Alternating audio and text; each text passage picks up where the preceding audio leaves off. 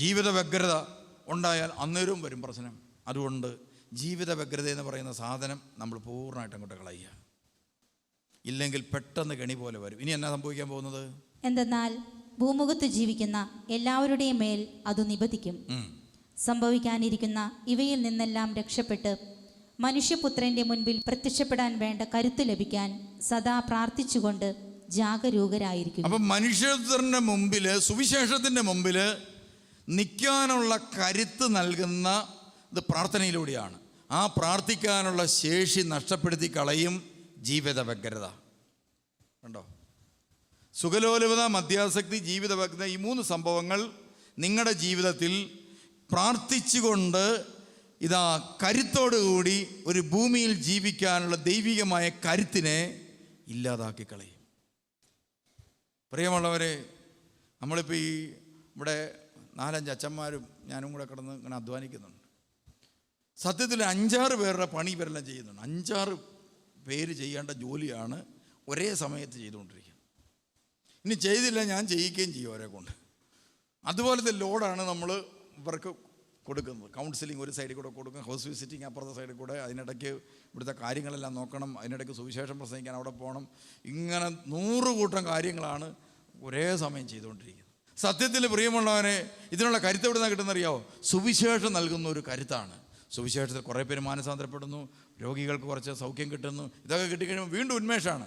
അപ്പം വീണ്ടും തീവ്രതയോടുകൂടി ശുശ്രൂഷിക്കാൻ പറ്റുന്നു. ഇതാണ് കരുത്ത്. ഈ കരുത്തിന് വേണ്ടി പ്രാർത്ഥിക്കണം. ആ പ്രാർത്ഥിക്കാനുള്ള ശേഷി പൂർണ്ണമായി നഷ്ടപ്പെടും എപ്പോൾ? ജീവിത വ്യഗ്രത വന്ന് അടിച്ചിരിക്കുന്ന വ്യക്തികൾ. അപ്പോൾ പ്രിയമുള്ളവർ, ഈ മാർത്ത എന്ന് പറയുന്ന സ്ത്രീ എന്ത് ചെയ്യുന്നറിയാം? വായിച്ച ബാക്കി. മാർത്തയുടെ കാര്യത്തിൽ പ്രിയമുള്ളവരെ, അവൾ വ്യഗ്രചിത്തയായിരുന്നു. മാർത്തയാകട്ടെ പലവിധ ശുശ്രൂഷകളിൽ മുഴുകി വ്യഗ്രചിത്തയായിരുന്നു. പ്രിയമുള്ളവരെ, മാർത്തയുടെ പ്രത്യേകത ഒരു പ്രത്യേക കാര്യത്തിൽ കോൺസെൻട്രേറ്റ് ചെയ്തല്ല പോകുന്നത്. എങ്ങനെയാണ് പോകേണ്ടത്? കർത്താവായ യേശുക്രിസ്തുവിൻ്റെ നാവിൽ നിന്ന് കേൾക്കുന്ന സുവിശേഷ വചനം കേട്ട് അതിൽ ഇങ്ങനെ താല്പര്യപ്പെട്ട് അതിനകത്ത് പറഞ്ഞിരിക്കുന്ന മൂല്യങ്ങൾക്കനുസരിച്ച് ജീവിക്കുക എന്നുള്ളതാണ് കർത്താവ് ഉദ്ദേശിക്കുന്നത്. ഒരു മനുഷ്യൻ ചെയ്യേണ്ടത് അതാണ്. യേശുക്രിസ്തു വീട്ടിൽ വന്നിട്ടും, യേശുക്രിസ്തു അവിടുത്തെ സ്ഥിരം വിസിറ്ററാണ്. അവിടെ വന്ന് കാപ്പിയും ചോറുമൊക്കെ കഴിച്ചിട്ട് പോകുന്നതാണ്. ആ വീട്ടിലെ തന്നെ ഒരു പെണ്ണും പിള്ള, പ്രിയമുള്ളവരെ, യേശുക്രിസ്തു പറയുന്ന ഒന്നും ശ്രദ്ധിക്കുന്നില്ല. അവൾ വ്യഗ്രചിത്തയാണ്. എന്നിട്ട് എന്ത് ചെയ്യാണ്? പല കാര്യങ്ങൾ ചെയ്തുകൊണ്ടിരിക്കുക. ഒന്ന് LIC ഏജൻറ്റ്, അത് ഒരു സൈഡിൽ. പിന്നെ ആ കൂട്ടത്തിൽ എന്ത് ചെയ്യാണ്? അയൽക്കൂട്ടംകാരുടെ ചിട്ടിയുടെ പൈസ എല്ലാം വേറെ കയ്യിൽ. ആ കൂട്ടത്തിൽ എന്ത് ചെയ്യും? നമ്മുടെ ഇവിടുന്ന് ഒരാളുടെ പൈസ മേടിച്ച്, വായ്പ മേടിച്ചിട്ട് മറ്റേ ആൾക്ക് കൊണ്ട് അങ്ങോട്ട് കൊടുത്ത്. ഇങ്ങനത്തെ 150 കൂട്ടം കാര്യങ്ങൾ കേട്ട് ഇത് ഭർത്താവ് അറിയാതിരിക്കാൻ വേണ്ടിയുള്ള പ്രത്യേക ക്രമീകരണം ചെയ്തിട്ടുണ്ട്. ഇതെല്ലാം കൂടെ ചേർന്ന് ചില സ്ത്രീകൾ കിടന്നുകൊണ്ട് വിഷമിക്കുന്ന കാണാം. എന്നിട്ട് പ്രതിസന്ധിയിലായി കഴിയുമ്പോൾ ഇവിടെ വരും, തലേ കൈവച്ച് പ്രാർത്ഥിക്കണം കേട്ടോ, മൊത്തം പ്രശ്നമാണ്. കണ്ടിട്ടില്ലേ? ചില പുരുഷന്മാരെ ഇങ്ങനെ സ്ത്രീകൾ കൊണ്ടപ്പെടുത്തും. ഉണ്ടോ? അവരൊരു ബിസിനസ് തുടങ്ങി, എന്നോ വലിയ ബിസിനസ്സാണ് എന്നൊക്കെ പറയും. അപ്പോൾ പുള്ളിക്കാരൻ ഓർക്കും, എന്നാൽ പിന്നെ ബിസിനസ് തുടങ്ങിയേക്കാം. ഉള്ള സ്ഥലമെല്ലാം കൂടി എന്ത് ചെയ്യും? ലോൺ വെച്ച് ഒരു ബിസിനസ് ആരംഭിക്കും. ആ ലോൺ വെച്ച് ആ കാശെല്ലാം കൂടി അങ്ങോട്ട് ഇടും. അപ്പോൾ അതിനകത്തുനിന്ന് വേറെ കുറച്ച് കാശെടുത്ത് ഇങ്ങോട്ട് പറിച്ചു, അങ്ങോട്ട് പറിച്ചു, അവസാനം ബിസിനസ് എല്ലാം കൂടെ പൊട്ടി. പലവിധ ശുശ്രൂഷകളിൽ ബദ്ധശ്രദ്ധയായിരുന്നു. ഇനി ആത്മീയ കാര്യത്തിലാണെങ്കിലും ഇങ്ങനെയാണ്. ഒരു ആത്മീയ നമുക്കറിയാം, നമ്മളെല്ലാവരും ഞാനിവിടെ വന്നത് എന്തിനാണെന്നറിയോ? ഞാൻ ഈ ശുശ്രൂഷയിലേക്ക് വന്നത് എനിക്ക് സുവിശേഷം പ്രസംഗിക്കണം. യേശുക്രിസ്തുവിനെക്കുറിച്ച് എപ്പോഴും പറഞ്ഞുകൊണ്ടിരിക്കണം. യേശുക്രിസ്തുവിനെക്കുറിച്ച് എപ്പോഴും പറഞ്ഞുകൊണ്ടിരിക്കുകയാണെങ്കിൽ പ്രിയമുള്ളവരെ, നമുക്ക് അത്രയും സമയം എന്ത് ചെയ്യാം? സമാധാനത്തായിരിക്കും. പറഞ്ഞുകൊണ്ടിരിക്കുന്ന സമയത്തെങ്കിലും സമാധാനം കിട്ടുമല്ലോ. പിന്നെ അതിനെക്കുറിച്ച് പറഞ്ഞുകൊണ്ടിരിക്കുമ്പോൾ പിന്നെ പ്രിയമുള്ളവരെ, പറഞ്ഞതിൻ്റെ വിരുദ്ധമായ കാര്യം ചെയ്യാൻ പറ്റാത്തതുകൊണ്ട് ചെയ്യാതിരിക്കുകയും ചെയ്യാം. ഇനി അഥവാ അങ്ങനെ എങ്ങാനും ചെയ്തു പോയാൽ അതിനെക്കുറിച്ച് ഓർത്ത് പശ്ചാത്തപിക്കാൻ പറ്റുമല്ലോ. അങ്ങനെ വളരെ സമാധാനപൂർവമായ ഒരു ജീവിതം നയിക്കാൻ വേണ്ടിയാണ് ഞാൻ സുവിശേഷത്തിലേക്ക് വന്നത്. നിങ്ങളോ? നിങ്ങൾ വന്നതിനാണ് കർത്താവിൻ്റെ വചനമൊക്കെ കേൾക്കണം, എന്നിട്ട് കേട്ടിട്ട് സമാധാനത്താലേക്ക് ജീവിക്കണം, ആ വചനത്തിൽ പറയുന്ന പോലെയൊക്കെ ഇങ്ങനെ ജീവിക്കണം എന്നൊക്കെ പറഞ്ഞാൽ നമ്മൾ വരുന്നത്. എന്നിട്ടോ കുറച്ച് ദിവസം കഴിയുമ്പോഴത്തേനും നമുക്ക് പിന്നെ ഇത് എന്നും കേൾക്കുന്നതല്ലേ സുവിശേഷം, ഇതിനകത്ത് വലിയ കഥയൊന്നുമുള്ള കാര്യമല്ല, പിന്നെ പോയില്ലെങ്കിൽ എന്നാ ഓർക്കും, അതുകൊണ്ട് നമ്മൾ വന്നിരുന്ന് ഉറങ്ങും. അപ്പോൾ പ്രിയമുള്ളവരെ ഓർക്കുക, ഈ ചില മനുഷ്യരുടെ ജീവിതത്തിൽ ഈ മാർത്തയുടെ അവസ്ഥയാണ് ഭയങ്കര വ്യഗ്രത. എന്നിട്ടോ അവൾ അവൻ്റെ അടുത്ത് ചെന്ന് പറഞ്ഞു. ആ വ്യഗ്രത ആരുന്നേലും കുഴപ്പമില്ല. കൃപയില്ലാത്തവരുടെ അടിസ്ഥാന ലക്ഷണം, മാർത്തയുടെ അടിസ്ഥാന ലക്ഷണം, പലവിധ കാര്യങ്ങളും നിങ്ങൾ ചെയ്തോ നിങ്ങൾക്ക് കഴിവുണ്ടെങ്കിൽ. ഇപ്പം എന്നാ പ്രശ്നം എന്നറിയോ? വായിച്ചേ. കർത്താവേ, ശുശ്രൂഷയ്ക്കായി എൻ്റെ സഹോദരി എന്നെ തനിയെ വിട്ടിരിക്കുന്നത് നീ ശ്രദ്ധിക്കുന്നില്ലേ? എന്നെ സഹായിക്കാൻ അവളോട് പറയുക. കർത്താവ് അവളോട് പറഞ്ഞു, മർത്ത മർത്ത, നീ പലതിനെക്കുറിച്ചും ഉത്കണ്ഠാകുലയും. പ്രിയമുള്ളവരെ, മാർത്ത പറഞ്ഞ് പല കാര്യങ്ങൾക്കകത്ത് ചോറുണ്ടാക്കാൻ പോകുന്നു, കഞ്ഞി ഉണ്ടാക്കാൻ പോകുന്നു, കാപ്പി ഉണ്ടാക്കാൻ പോകുന്നു, ഇങ്ങനെ യേശു ക്രിസ്തുവിന് വേണ്ടി ഒത്തിരി കാര്യങ്ങൾ ചെയ്യുന്നുണ്ട്. ഒന്നും യേശുവിന് വേണ്ടാത്ത കാര്യമാണ്, ഒന്നും യേശു താല്പര്യപ്പെടാത്ത കാര്യമാണ്. ഇന്ന് ക്രിസ്ത്യാനികൾ നല്ല ശതമാനം പേരും ചെയ്തുകൊണ്ടിരിക്കുന്ന പല കാര്യങ്ങളും പ്രിയമുള്ളവരെ ക്രിസ്തുവിന് ഒട്ടും താല്പര്യമില്ലാത്ത വിഷയങ്ങളാണ്. പ്രിയമുള്ളവരെ, കൃപയില്ലാതെ ചെയ്യുന്ന ഒരു ശുശ്രൂഷയുടെ ദോഷം ഇവിടെ നമ്മൾ കാണാൻ പോവുകയാണ്. വായിച്ചോ. അവൾ അവൻ്റെ അടുത്ത് ചെന്ന് പറഞ്ഞു, കർത്താവേ, ശുശ്രൂഷയ്ക്കായി എൻ്റെ സഹോദരി എന്നെ തനിയെ വിട്ടിരിക്കുന്നത്. എന്നെ മറ്റുള്ളവർ ഒറ്റപ്പെടുത്തുന്നു, കുറ്റപ്പെടുത്തുന്നു, എന്നെ മറ്റുള്ളവർ അവഗണിക്കുന്നു, എന്നെ മറ്റുള്ളവർ വേദനിപ്പിക്കുന്നു, എന്നെ മറ്റുള്ളവർ ദുഃഖിപ്പിക്കുന്നു, എന്നെ മറ്റുള്ളവർ ഒഴിവാക്കുന്നു. കുടുംബത്തിൽ നിങ്ങൾ ശ്രദ്ധിച്ച് നോക്കി, പല വ്യക്തികൾക്കും പ്രത്യേകിച്ച് സ്ത്രീകൾക്ക് ഇങ്ങനൊരു വലിയ പ്രശ്നമുണ്ട്. എന്നെ അവരെല്ലാം ഒഴിവാക്കുക, എന്നെ അവരെല്ലാം വേദനിപ്പിക്കുക, എന്നെ അവരെല്ലാം ഒറ്റപ്പെടുത്തുക. നിങ്ങൾക്ക് അങ്ങനെ തോന്നുന്നുണ്ടോ? നിങ്ങൾ മനസ്സിലാക്കണം, ദൈവകൃപ നഷ്ടപ്പെട്ടതിൻ്റെ ഒരു ലക്ഷണമാണ്. ദൈവകൃപ നഷ്ടപ്പെട്ടതിൻ്റെ, കൃപയില്ലാത്തതിൻ്റെ ലക്ഷണമാണ് പല വ്യക്തികൾക്കും അവരുടെ ഉള്ളിൽ ഒറ്റപ്പെടുത്തിയതായും കുറ്റപ്പെടുത്തിയതായും തോന്നാൻ തുടങ്ങുന്നു. നമ്മളിങ്ങനെ പല ആളുകളെയും കാണാൻ സാധിക്കും. അവർ വന്നിങ്ങനെ പരാതി പറയും, അവരെല്ലാവരും എന്നെ ഒറ്റപ്പെടുത്തുകയാണ്, കുറ്റപ്പെടുത്തുകയാണ്, അങ്ങനെയാണ് ഇങ്ങനെയാണ്. കാരണം എന്താ? പ്രിയമുള്ളവരെ, അവരുടെ എല്ലാ ഉള്ളിൽ ദൈവകൃപയില്ല. അതിന് പകരം പല കാര്യങ്ങളിലുള്ള വ്യഗ്രത കൊണ്ടാണ് പല മനുഷ്യർക്കും ഇങ്ങനെ സംഭവിക്കുന്നത്. ഇതൊന്ന് തിരിച്ചറിയാൻ ഭാഗ്യം കിട്ടിയില്ലെങ്കിൽ അവരുടെ ആത്മാവിൻ്റെ കാര്യം അവതാളത്തിലായത് തന്നെ. നമ്മുടെ ഈ പലപ്പോഴും ഞാൻ കണ്ടിട്ടുണ്ട്, ഈ പള്ളികളിലൊക്കെ ശുശ്രൂഷിക്കുന്നവരെ കണ്ടിട്ടുണ്ട്. പ്രിയമുള്ള, ഒത്തിരി കാലം അങ്ങനെ ട്രസ്റ്റി ആയിട്ടോ സെക്രട്ടറി ആയിട്ടോ കമ്മിറ്റിക്കാരനായിട്ടോ ഒക്കെ ഇരിക്കും. ഒരു സുപ്രഭാതത്തിൽ എന്തു ചെയ്യും? വല്ലോ തിരഞ്ഞെടുപ്പൊക്കെ വന്നിട്ട് നമുക്ക് ഒരു സ്ഥാനം കിട്ടാതെ വല്ലതും വന്നു. അന്നേരം നമ്മൾക്കിങ്ങനെ ചിന്തിക്കും, എന്നെ എല്ലാവരും ഒറ്റപ്പെടുത്തി, എന്നെ എല്ലാവരും കുറ്റപ്പെടുത്തി, എന്നെ എല്ലാവരും ഒഴിവാക്കി. ആരും അവരെ ഒഴിവാക്കിയില്ല, ഒന്നും ചെയ്തില്ല. അവർ ഇങ്ങനെ സംഭവിച്ചാൽ, പക്ഷേ അവർക്ക് ഇങ്ങനെ തോന്നൽ വരും. അപ്പോൾ നമ്മൾ മനസ്സിലാക്കണം, ആ പ്രവൃത്തി ദൈവകൃപയുടെ പ്രവൃത്തി അല്ലായിരുന്നു. ദൈവകൃപയുടെ പ്രവൃത്തിയാണെങ്കിൽ പ്രിയമുള്ളവർ എന്താ സംഭവിക്കുന്നറിയോ? നമ്മൾ കർത്താവിൻ്റെ ദരിസൽ, നമ്മളിൽ നിന്ന് ആർക്കും അത് എടുത്തു കളയാൻ പറ്റത്തില്ല. ഒരു മനുഷ്യന് പോലും നമ്മളിൽ നിന്ന് എടുത്തു കളയാൻ പറ്റും. ഇപ്പം നമ്മൾ തൂത്തുട്ടി ധ്യാനിക തിരുത്തുന്നു, സുവിശേഷം കേൾക്കുന്നു, പാട്ട് പാടുന്നു, പ്രാർത്ഥിക്കുന്നു, സമാധാനത്താലെ പോകുന്നു. എല്ലാവരോടും ക്ഷമിക്കാൻ തീരുമാനിച്ച് നിങ്ങളുടെ ജീവിതത്തിൽ നിന്ന് ഈ ദൈവിക ക്ഷമ എടുത്തു കളയാൻ നിങ്ങൾ വിചാരിക്കാതെ വേറെ ആരെ കൊണ്ട് സാധിക്കുമോ? സാത്താൻ വിചാരിച്ചാൽ പറ്റുകയില്ല. ഭൂമിയിൽ ഒരു മനുഷ്യൻ വിചാരിച്ചാലും പറ്റുകയില്ല. ആർക്കും എടുത്തു കളയാൻ പറ്റാത്ത സമാധാനമുണ്ട്. അതാണ് സുവിശേഷം നൽകുന്നത്. ഈ സമാധാനം നഷ്ടപ്പെടുത്തിക്കൊണ്ട് ഞാനോ നിങ്ങളോ ചെയ്യുന്ന ശുശ്രൂഷകളെല്ലാം വെള്ളത്തിൽ വരച്ച വര പോലെയാണ്, വ്യർത്ഥങ്ങളാണ്. ഇന്ന് പ്രിയമുള്ളവരെ, പല വ്യക്തികളുടെയും ജീവിതത്തിൽ ഞാൻ പല ആത്മീയ ശുശ്രൂഷകരെയും കണ്ടിട്ടുണ്ട്.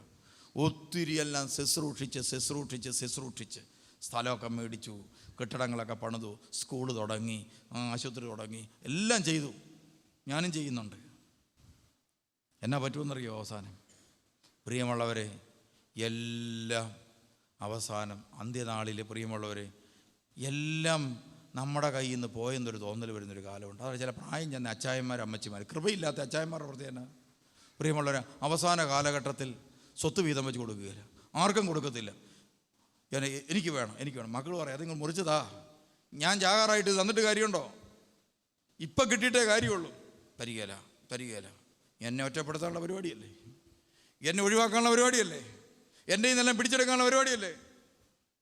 അപ്പം മരിച്ചപ്പനോട് പ്രത്യേകം പറഞ്ഞിട്ടുണ്ടായിരുന്നു, നിങ്ങൾ എന്നെ നിൻ്റെ പേരിലാണ് ഞാൻ തന്നിരിക്കുന്നത് എന്നൊക്കെ പറഞ്ഞുകൊണ്ടിരിക്കുന്ന പല അമ്മച്ചിമാരെയൊക്കെ ഞാൻ കണ്ടിട്ടുണ്ട്.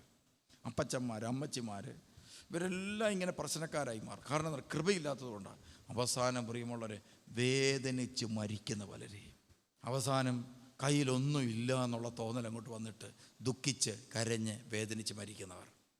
കുടുംബജീവിതം നയിക്കുന്ന പലർക്കും മക്കളെയെല്ലാം വളർത്തി അങ്ങനെ ചെയ്തു ഇങ്ങനെ ചെയ്തു, ഡോക്ടറാക്കാൻ എഞ്ചിനീയറാക്കാൻ അങ്ങനെയെല്ലാം കൊടുത്തു, സ്ഥലമെല്ലാം വിറ്റ് ഡൊണേഷനൊക്കെ കൊടുത്ത് ഡോക്ടറാക്കി. ഡോക്ടറും കല്യാണം കഴിച്ച് ഭാര്യയും കൂടെ അങ്ങ് പോയി. നമുക്ക് അന്നേരം ചിന്ത, എൻ്റെ ദൈവമേ, ഞാനെല്ലാം കാശെല്ലാം കൊടുത്ത് അവളെ പഠിപ്പിച്ച് വിട്ടിട്ട് അവളെന്നെ ഫോൺ പോലും ചെയ്യുന്നില്ലല്ലോ. നമുക്ക് തോന്നുന്നുണ്ടോ? സംഭവം കുഴപ്പമാണ്. അപ്പോൾ ഇതാണ് ശൂന്യത. പ്രിയമുള്ളവരെ, ഈ ശൂന്യതയെ ഒഴിവാക്കാനായിട്ടൊരു പ്രത്യേക കാര്യമുണ്ടെന്നാണ് സുവിശേഷം അങ്ങ് സ്വീകരിക്കുക. സുവിശേഷം ഒരു വലിയ സമ്പത്താണ്. എന്താണ് സുവിശേഷം? യേശു ക്രിസ്തു. യേശുവിനെ സ്വീകരിച്ച് കഴിഞ്ഞാൽ പ്രിയമുള്ളവരെ, നമുക്ക് എന്തൊക്കെ നഷ്ടപ്പെട്ടാലും നമുക്ക് സമാധാനം പോവുകയില്ല. മക്കൾ മരിച്ചു, ഒരു കുഴപ്പമില്ല. ദൈവം തന്നു, ദൈവം എടുത്ത്, ദൈവത്തിൻ്റെ നാമം മഹത്വപ്പെടും. ഞാൻ കുറച്ച് നാൾ മുമ്പ് മണറാടിനപ്പുറത്ത് ഒരു ഒറ്റ മകനേ ഉള്ളൂ തോന്നുന്നു. ആ ഒറ്റ മകൻ മരിച്ചു പോയി, വണ്ടി ഇടിച്ച്. ഞാൻ ആ വീട്ടിൽ ചെന്ന് പ്രിയമുള്ളവരെ അപ്പനോട് പറഞ്ഞ്, ഞാൻ അവിടുത്തെ എങ്ങനെ എൻ്റെ വാക്ക് പറയുക അവരോട് ആശ്വാസം. അവർ പറഞ്ഞ്, എൻ്റെ മകനെ ദൈവം എൻ്റെ കയ്യിൽ ഏൽപ്പിച്ച കാലത്തോളം ഞാൻ വളർത്തി. ഇതാ സമൂഹത്തിന് അഭിമാനമുള്ള പയ്യനായിരുന്നു അവൻ. ആരും അവനെക്കുറിച്ച് ഒരു ദോഷം പറഞ്ഞിട്ടില്ല. ഇപ്പോൾ ദൈവം എന്നെ കൊണ്ടുപോയി. ഞാൻ വളരെ സന്തുഷ്ടനാണ്. എനിക്ക് അത്ഭുതം തോന്നി അപ്പനെക്കുറിച്ച്. അദ്ദേഹം അവിടെ നടന്ന കാര്യങ്ങളൊക്കെ ചെയ്ത് ആ മകൻ മരിച്ചിട്ട് പോലും പ്രിയമുള്ളവരെ, അത് കൃപയുള്ള അപ്പൻ. ഇതിപ്പോൾ നമ്മളെന്ത് ചെയ്യും? ദൈവത്തെ കുറ്റപ്പെടുത്തുക. എന്നാലും ദൈവമേ നീ ഇങ്ങനെ കാണിച്ചല്ലോ, എന്തേ ദൈവമേ നീ ഇങ്ങനെ ചെയ്തല്ലോ, ദൈവത്തെ കുറ്റപ്പെടുത്തും. അതുകൊണ്ട് ദൈവത്തിനെതിരായി നമ്മൾ ഉയർത്തുന്ന പരാതികൾ, മനുഷ്യനെതിരായി നമ്മുടെ ഹൃദയത്തിൽ പരാതികൾ, ചുറ്റുപാടുമുള്ള മനുഷ്യർക്കെതിരായി നമ്മുടെ ഉള്ളിൽ പരാതികൾ കൃപയില്ലാത്തതിൻ്റെ അടിസ്ഥാന ലക്ഷണമാണ്. യേശു കാൽവറി ക്രൂശിൽ ഇതാ പെടഞ്ഞു മരിച്ചു. അതാണ് സുവിശേഷം. അങ്ങനെയാണെങ്കിൽ നമുക്കുകൊണ്ടൊരു കാൽവറി, നമുക്കുകൊണ്ടൊരു പീഡാസഹനം, നമ്മളെയും മറ്റുള്ളവർ അവഗണിക്കും, നമ്മളെയും മറ്റുള്ളവർ വേദനിക്കും. ഈ കാലം ഉണ്ടാവും, എനിക്കും ഉണ്ടാകും, നിങ്ങൾക്കും ഉണ്ടാകും. ആ കാലത്ത് പ്രിയമുള്ളവരെ, നമുക്ക് എല്ലാവരോടും ക്ഷമിക്കാനും നമുക്ക് സഹിക്കാനും നമുക്ക് സാധിക്കാൻ ഇടയായി തീർന്നാൽ അതൊരു ഭാഗ്യമായിട്ട് കൂട്ടിയാൽ മതി. അങ്ങനെ സാധിച്ചാൽ അതൊരു ഭാഗ്യമായിട്ട് കൂട്ടിയാൽ മതി. നമ്മുടെ കയ്യിലിരിക്കുന്ന സമ്പത്ത് നമ്മൾ പറയും ഇത് നശ്വരമാണ്. എപ്പോഴും നമ്മൾ നമ്മുടെ മനസ്സിനോട് പറയണം, കർത്താവേ, എൻ്റെ കയ്യിലിരിക്കുന്ന ഈ സ്വത്ത് ഇത് നശ്വരമാണ്, എപ്പം നശിക്കാവുന്നതാണ്, എപ്പോഴും നശിച്ചു പോകും, എപ്പോഴും നശിച്ചു പോകാവുന്നതാണ്. അതുകൊണ്ട് നീ തന്ന സമ്പത്ത് നീ തന്നെ അത് കൈകാര്യം ചെയ്തു എന്ന് പറയണം. അങ്ങനെയാണെങ്കിൽ എന്ത് സമാധാനമായിരിക്കും എന്നറിയാം. സ്വത്ത് വീതം വെക്കാനായിട്ടിരിക്കുക. ഉടനെ ഒരമ്മച്ചേനോട് പറയാം, എല്ലാം കൊടുത്തേര്, എന്നാലും അതെനിക്ക് വേണം. ഞാൻ എന്തിനാ അതിന് വാശി പിടിക്കുന്നത്? ഞാൻ പറഞ്ഞെന്നാൽ പിന്നെ കാലശേഷം മകൻ്റെ അമ്മയുടെ കാലശേഷം അത് മകന് കൊടുക്കുമോ? അങ്ങനെ സൂഹിക്കണ്ട, എൻ്റെ കാലശേഷം അങ്ങനെ അനുഭവിക്കണം. അവസാനം ഞാൻ മാറ്റിയിരുന്ന് ചോദിച്ചു, ഈ കാലശേഷവും കൊടുക്കുന്നില്ലെന്ന് എന്തിനാ വാശി പിടിക്കുന്നു? ഉടനെ എന്നോട് ചോദിക്കുക, തിരുമേനി ഓർക്കുന്നുണ്ടോ എനിക്കത് വേണ്ടിയിട്ടാണെന്ന്. ഞാൻ ചുമ്മാ പറയുന്നതാണ്. കണ്ടോ പിടിവാശി? എനിക്ക് വേണ്ട, കൊടുക്കത്തുമില്ല. നമ്മൾ വാശിയാണ്.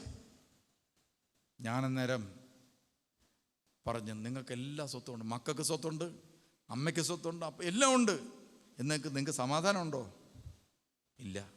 ഞാൻ പറഞ്ഞ് എനിക്കൊന്നുമില്ല. ഇതുകൊണ്ടുള്ള നേട്ടം എന്നാണെന്നറിയോ? പ്രിയമുള്ളവരെ, വൈകിട്ട് അങ്ങോട്ട് കിടക്കുന്നത് കാണാൻ സാധിക്കും. പിന്നെ രാവിലെ മൊബൈൽ ഫോണിൽ 5-6 പ്രാവശ്യം ബെല്ലടിക്കാതെ നമ്മൾ എഴുന്നേൽക്കത്തില്ല. അതാണ് സമാധാനം. സമാധാനത്താലെ കിടന്നുറങ്ങാൻ പറ്റും. പിന്നെ കർത്താവ് ഇപ്പോൾ ഹാർട്ട് അറ്റാക്കോ ക്യാൻസറോ പിന്നെ ബ്രെയിൻ ട്യൂമറോ ഇപ്പം മരിക്കാനിടയായി തീർന്നു. മരിക്കുന്നതിന് തൊട്ട് മുമ്പ് കുമ്പസാരിച്ച് കുർബാന ലഭിക്കാൻ പറ്റും. ഇത്ര കാര്യമുള്ളൂ. എന്നാ സമാധാനം എന്നറിയും. നിങ്ങളും നിങ്ങളുടെ ഭവനത്തിൽ പ്രിയമുള്ളവരെ വലിയ കാര്യങ്ങൾ ചെയ്തോ, പക്ഷേ നിങ്ങളുടെ സമാധാനം അത് നഷ്ടപ്പെടുത്തരുത്. നിങ്ങൾ സ്കൂൾ തുടങ്ങിക്കോ, സമാധാനം നഷ്ടപ്പെടുത്തരുത്. നിങ്ങൾ കുടുംബത്തിൽ വണ്ടി മേടിച്ചോ, അതുകൊണ്ട് നിങ്ങളുടെ സമാധാനം പോകരുത്. യേശുവിനെ കളയരുത്. യേശു നഷ്ടപ്പെടുമെന്ന് തോന്നിയാൽ വലിച്ചെറിഞ്ഞേക്കണം. മറ്റേ ദൈവസ്നേഹം നഷ്ടപ്പെടുമെന്ന് തോന്നിയാൽ വലിച്ചെറിഞ്ഞേക്കണം. അതാണ് പ്രിയമുള്ളവർ വേണ്ടത്. അതുകൊണ്ടാണ് 1 യോഹന്നാൻ 2:1-6 വരെയുള്ള വചനം. യേശു നഷ്ടപ്പെടുമെന്ന് നിങ്ങൾക്ക് മനസ്സിലായാൽ പലവിധ ശുശ്രൂഷ തന്നെ വേണമെങ്കിലും വലിച്ചെറിഞ്ഞേക്കണം. യേശുവിനെ ആയിരിക്കും നഷ്ടപ്പെടുത്തരുത്. ഇന്ന് പ്രിയമുള്ളവരെ, ക്രൈസ്തവ സമൂഹം ക്രിസ്തീയ ജീവിതം നയിച്ച് ക്രിസ്തു ഇല്ലാതായി. നമുക്ക് എവിടെയാണ് തെറ്റ് പറ്റിയത്? വലിയ തെറ്റ് നമുക്ക് സംഭവിച്ചിരിക്കുകയാണ്. നമ്മൾ യേശുവിനെ തള്ളി. അതിൻ്റെ ദുരന്തമാണ് ഇപ്പം അനുഭവിച്ചുകൊണ്ടിരിക്കുന്നത്. പലവിധ ശുശ്രൂഷകളിൽ വ്യഗ്രചിത്തയായി, എല്ലാം നഷ്ടപ്പെട്ട പോലെ, എല്ലാവർക്കും എല്ലാം നഷ്ടപ്പെട്ട പോലെ, എവിടെയോ എന്തോ പോയ പോലെ ആളുകൾക്കെല്ലാം തോന്നി തുടങ്ങി എന്തോ പറ്റിയിട്ടുണ്ട്. പുതിയ തലമുറയ്ക്ക് തോന്നി തുടങ്ങി എന്തോ സഭയ്ക്ക് പറ്റിയിട്ടുണ്ട്. എന്താ പറ്റിയെന്നറിയോ? യേശുവിനെ കളഞ്ഞ്, സുവിശേഷത്തെ കളഞ്ഞു. സുവിശേഷ പ്രഘോഷണം തന്നെ അർത്ഥമില്ലാത്ത അവസ്ഥയായി മാറി. അതിൻ്റെ കാര്യം. അതുകൊണ്ട് പ്രിയമുള്ളവരെ, യേശുവിനെ നമ്മുടെ ജീവിതത്തിലേക്ക് തിരിച്ചു വിളിക്കണം. വ്യക്തിപരമായി യേശുവുമായിട്ട് ബന്ധമുണ്ടാകണം. നിങ്ങൾക്ക് കിട്ടിയ യേശുവിനെ, നിങ്ങൾക്ക് കിട്ടിയ സുവിശേഷത്തെ നിങ്ങൾക്ക് എന്ത് ചെയ്യണം? ലോകത്തിന് കൊടുക്കാൻ സാധിക്കണം. ഇതാണ് കൃപ. നിങ്ങൾക്ക് കിട്ടിയ യേശു ക്രിസ്തുവിനെ, സുവിശേഷത്തെ നിങ്ങളുടെ ഹൃദയത്തിൽ നിന്ന് അതില്ലാത്തവന് കൊടുക്കാൻ സാധിക്കുന്നതാണ് കൃപ. ഈ കൃപയാണ് നമ്മൾ കളഞ്ഞു കുളിച്ചത്. ഇത് തിരിച്ചു കിട്ടണം. അതിനാണ് പ്രിയമുള്ളവരെ വ്യക്തിപരമായ പ്രാർത്ഥന വേണം യേശുവുമായിട്ടുള്ള ബന്ധം.